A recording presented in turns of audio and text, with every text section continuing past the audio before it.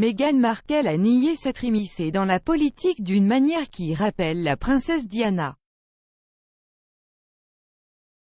Meghan Markle et le prince Harry continuent d'utiliser leur nouvelle indépendance en dehors de la famille royale pour discuter des problèmes qui les passionnent.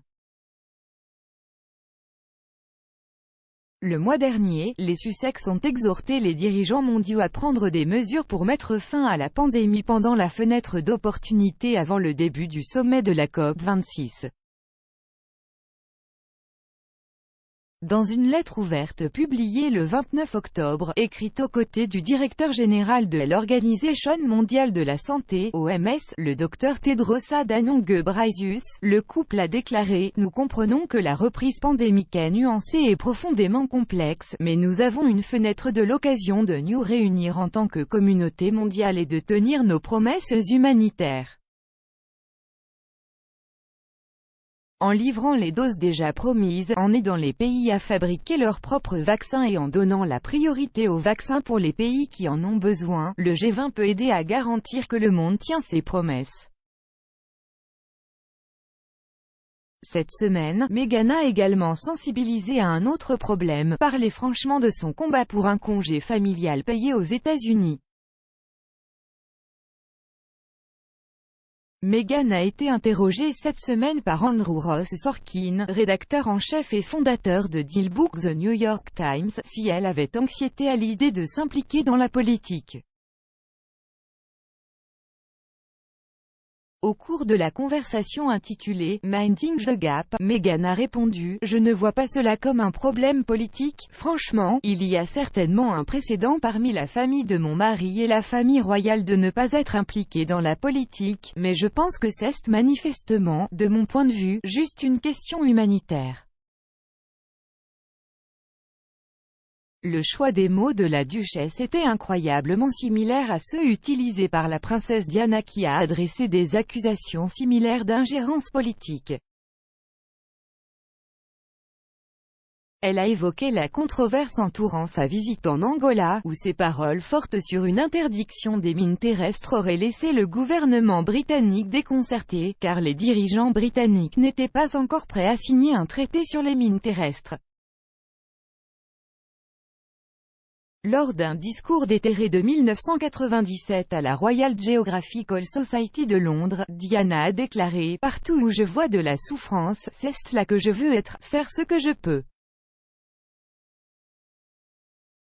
Je ne suis pas une figure politique, je suis une figure humanitaire, je l'ai toujours été, je le serai toujours. Rien ne m'apporte plus de bonheur que d'essayer d'aider les personnes les plus vulnérables de la société. C'est un objectif et une partie essentielle de ma vie, une sorte de destin. Quiconque est en détresse peut faire appel à moi. Je viendrai courir où qu'il soit. Je ne suis pas un animal politique, mais je pense que la plus grande maladie dont souffre le monde de nos jours est la maladie des gens qui ne se sentent pas aimés, et je sais que je peux donner de l'amour pendant une minute, pendant une demi-heure, pendant un jour, pendant un mois, mais je peux donner, je suis très heureux de le faire et je veux le faire. En octobre 2020, Harry et Meghan ont déclenché une controverse avant les élections américaines. Dans un message vidéo, le duc et la duchesse de Sussex ont tous deux appelé les électeurs américains à rejeter les discours de haine, la désinformation et la négativité en ligne lors de l'élection la plus importante de notre vie. Sans nommer le président américain, certains ont affirmé que cela faisait allusion à Donald Trump. L'intervention a déclenché un débat où certains affirmant qu'elle avait enfreint le protocole royal dictant que les membres de la famille Windsor ne devaient pas commenter la politique. Comme Diana, Harry et Meghan ont consacré une grande partie de leur temps à défendre des œuvres caritatives et d'autres causes louables. La princesse de Galles était la marraine et la présidente de plusieurs organisations caritatives tout au long de sa vie, dans lesquelles de nombreuses organisations se sont concentrées sur la sensibilisation et la prévention du sida, l'interdiction de l'utilisation des mines terrestres, la lutte contre la pauvreté et l'itinérance, diverses fiducies contre le cancer, la lèpre, ainsi que l'ouverture la stigmatisation entourant la maladie mentale. Un expert royal a suggéré en septembre que Meghan pourrait être destinée à une carrière politique après que les Sussex ont fait la couverture du magazine Time. Le profil du couple a déclaré qu'il courait vers la lutte et transformait la compassion en botte sur le terrain.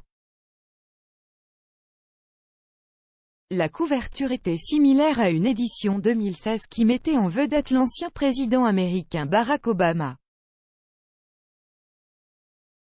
Le commentateur royal Richard Fitzwilliams a déclaré au Sun le mois dernier, « Cette couverture de magazine a clairement montré ce qui se passait dans l'esprit du couple et surtout dans l'esprit de Meghan et c'est de la politique.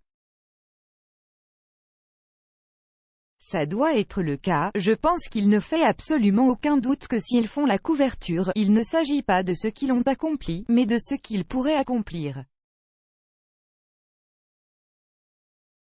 Ils vont devenir de plus en plus visibles. Je pense qu'ils regardent la politique. » L'expert royal a décrit leur couverture de Time comme un exploit considérable et a déclaré que cela prouvait la puissance de leur marque. Il a poursuivi, « Si vous regardez l'avenir et que vous regardez Meghan en tant qu'activiste pour l'égalité des sexes, l'environnement, la diversité, je pense qu'il est tout à fait logique que devenir une personnalité politique soit certainement sur les cartes. Vous regardez le Congrès ou peut-être même le Sénat, elle n'a que 40 ans, donc il y a beaucoup de temps. Avant tout, ce que cela dit, c'est de l'attention. Cette couverture prouve qu'ils ont cette attraction mondiale. Je pense que Meghan et la politique vont être synonymes à un moment donné.